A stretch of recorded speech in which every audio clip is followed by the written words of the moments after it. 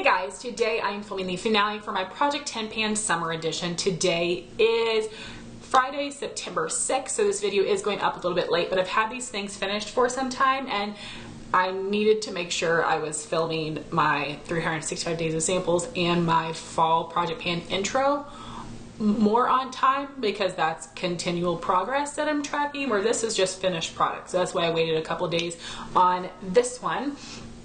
And I am going to have my playlist linked up in the cards if you would like to see the intro and my other updates. But I am very happy with this project. I was able to hit my goal on everything with the exception of one product, which is fantastic. I'm really happy with that. So let's just get started with the products. I am going to show you all the progress on the items I had left at my last update, and then at the end I will run through the items I used up previously just to let you know whether I would repurchase them or not. So first I have a couple primers I was using in combination. This is the Hourglass Veil Mineral Primer. I did have two of these in this project and I used up both of them. I mentioned this in my last update, but this is a product that was supposed to be amazing for oily skin. Didn't do anything for my oily skin. I don't think that this mattifies, blurs the pores. It really just makes my skin feel like velvety smooth, which is nice, and helps my foundation glide on easier, but it doesn't do anything else for me, so I would not repurchase it. And then I had the Murad Oil Control Mattifier. So I was using this more on my cheeks, and then I was using this throughout my T-zone.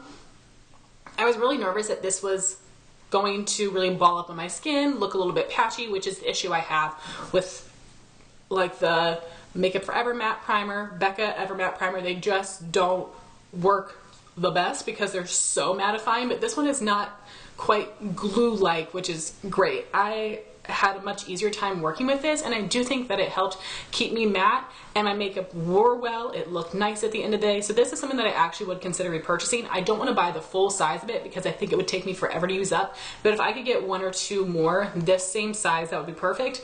The size of this, by the way, is 10 mils or 0.33 fluid ounces, so I'm really happy. I did not think I was going to be able to use this one up. I was brand new at the intro first update, second update, because there must have been an air bubble, and then I did completely use it up. So I'm super proud of that progress. The next item I barely finished. I finished this just a few days ago, and that would be the Too Faced Peach Perfect Comfort Matte Foundation in the shade Snow. So you do get 1.6 fluid ounces in here. Most foundations only come with 1 fluid ounce, so you get a lot of product for your money, and I find that the price of this is still like the average high-end foundation price. They didn't charge any extra for that extra product, seemingly to me at least.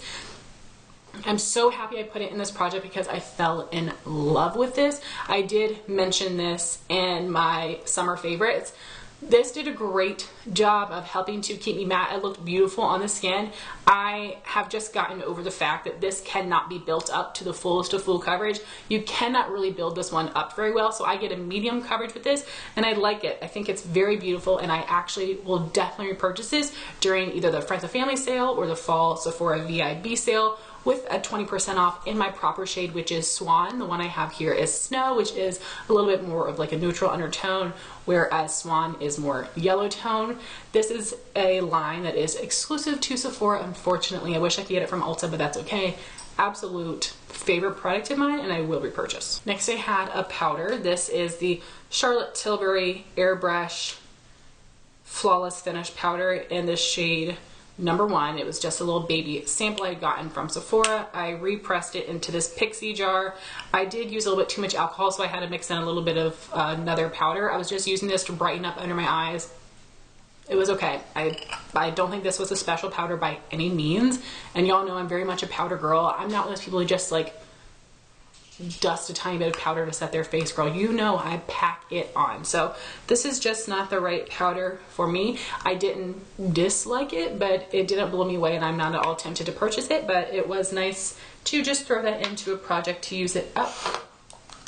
Then I have my Milani Matte Baked Bronzer in Sunset. So I had hit pan on this in my last update, and I have just continued to use this and continue to expand the pan. So here is what it looks like. So this is baked on a terracotta plate. So I have so much pan here, which is so incredible. I didn't know if I was gonna be able to hit pan at all, much less this much pan. So I'll insert a picture of what it looked like last update and then a picture of what it looks like now.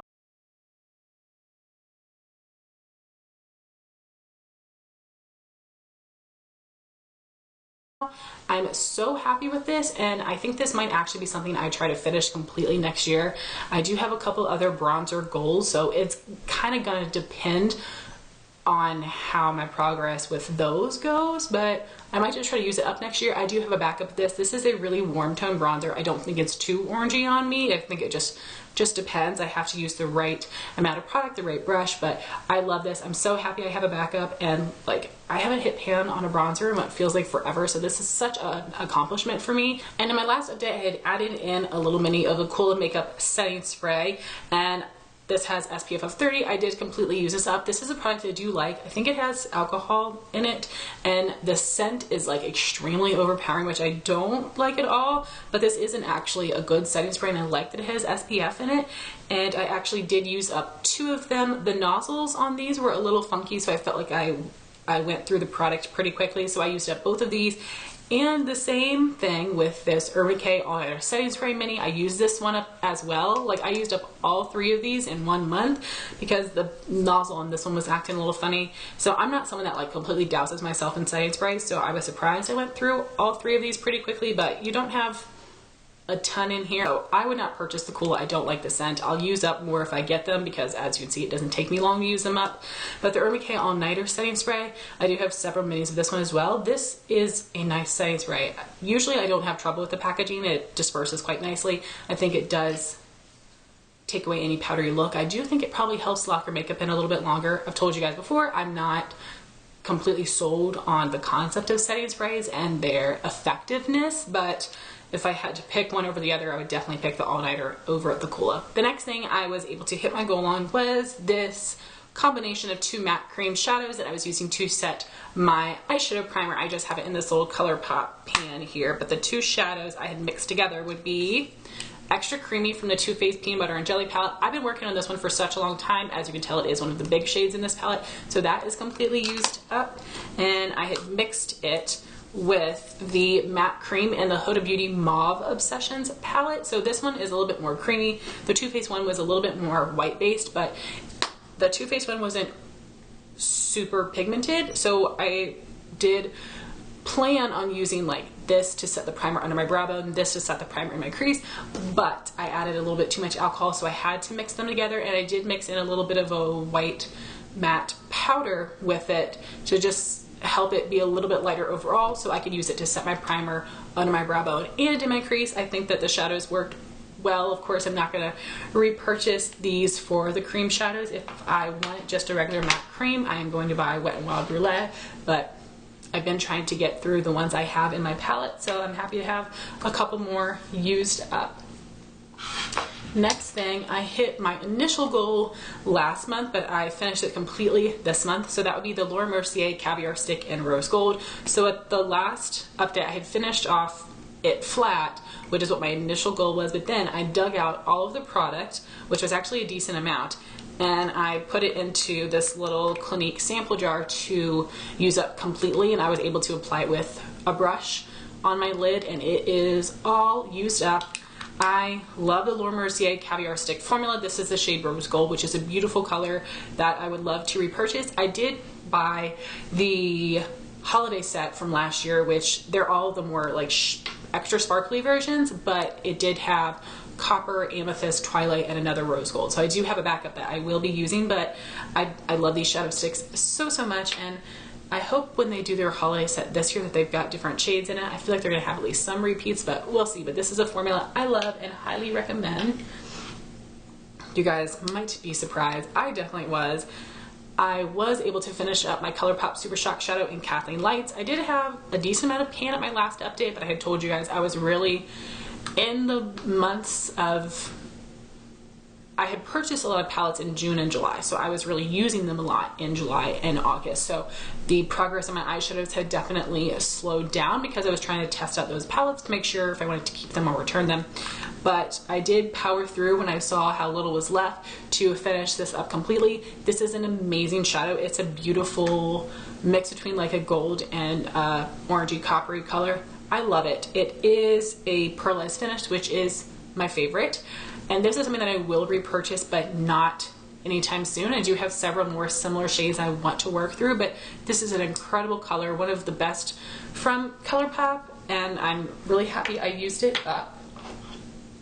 Then the one thing I did not hit my goal on would be the powder shadows I had chosen from the ColourPop Yes Please palette. So that would be Champs for my transition color. I do think I did get a decent sized dip in there. I had Note to Self as my crease color, a little bit of a dip. G&O is my outer corner color, no dip whatsoever. I'm fine. I'm happy I got some use out of them, but I love the shadows, so I'm really not upset that I was not able to hit pan. So love that palette, definitely recommend it.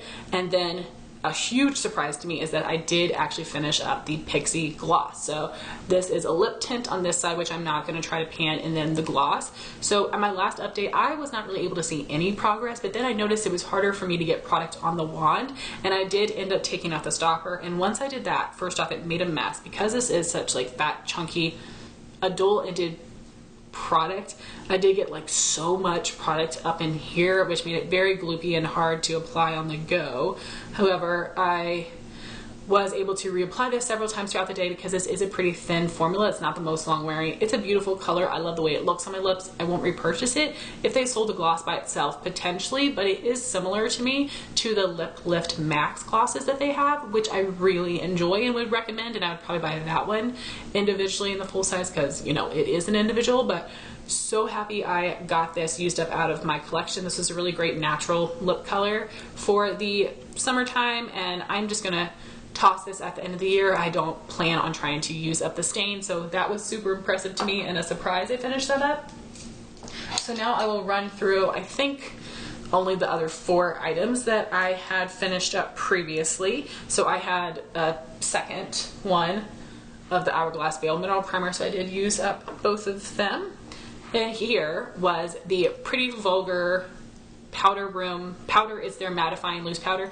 This was good. I liked it, but it did not apply well with the sponge, which is how I love to apply my loose powder. So for that reason, I wouldn't repurchase it. And instead, I'm going to purchase the Too Faced Peach Perfect powder because it is a great mattifying loose powder that works so well for my skin. So I was really happy I was able to try it out. It was a good product, but not perfect for me.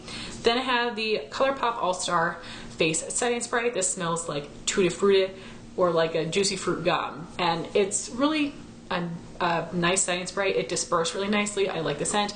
I didn't notice it doing a ton for my skin. I think the all-nighter probably locks in your makeup a little bit more. This might be more of like a face mist, but this is a product that I liked. I would recommend. I don't think I need to repurchase it, but I think I'll keep this container and reuse it. So intro, first update, and I finished it in my second update. And the last item I had finished up previously was the Maybelline Total Temptation Brow Pencil, which is their thicker angled brow pencil, and I didn't have a ton of this left when I started, but the thicker brow pencils do take me a lot longer to get through than a little micro pencil. I love this. The blonde color is so perfect for my hair, and the formula is awesome. It's not too creamy or too waxy. It definitely is a little bit more on the creamy side, but I don't think it's too much. It's really easy to apply. I don't really have trouble with it fading off of my skin. It applies well onto skin and brow hair. I like this one better than the Anastasia Brow Definer. I think I like the Benefit Goof Proof a little bit more than this one, but this is an amazing alternative to it. I highly recommend it, and I definitely will repurchase it in the future. I think this is a great brow product. I've mentioned to you guys before, I like to use a thicker angled brow pencil in combination with a micro brow. The micro brow I use to shape my brows, to draw on the front, but to fill in the majority of the brow, the whole center part, I do use a thicker angled brow pencil like this, and this one is incredible and a must-have for me. So guys, those are all of the products I was working on over the summertime. I'm feeling so happy I was able to finish up so many things, and definitely the most exciting goal I was able to hit was this Milani matte bronzer. Seriously, I'm so impressed and so proud of myself. So thank you guys so much for watching this video. I would love to know what projects you guys are doing currently. Like I said, I did just start a fall project pan, and you guys are going to see the intro right after this video, so hopefully you guys will be excited for that. And I'm panning a ton of stuff. You guys know I never just stick to 10. I'm panning so much stuff, but I cannot wait to start working on those products, and I would love to know, like I already said, but I still would love to know what you guys are painting currently. Thank you all so much for watching this video. Please like, comment, and subscribe, and I'll talk to you soon. Bye guys.